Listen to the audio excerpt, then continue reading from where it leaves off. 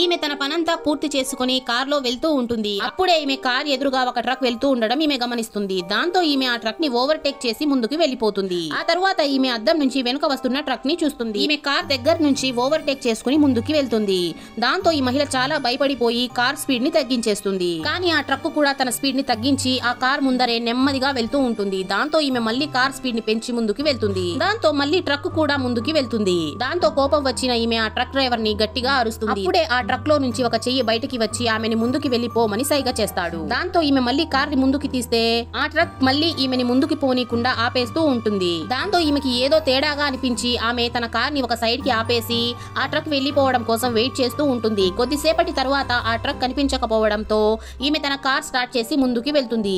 కొంత దూరం రోడ్డంతా ఖాళీగా ఉండడంతో ఈమె రిలాక్స్ అవుతుంది. అప్పుడే ఉన్నట్టుండి ఈ ట్రక్ మళ్ళీ ఈమె కార్ వెనక పడుతుంది.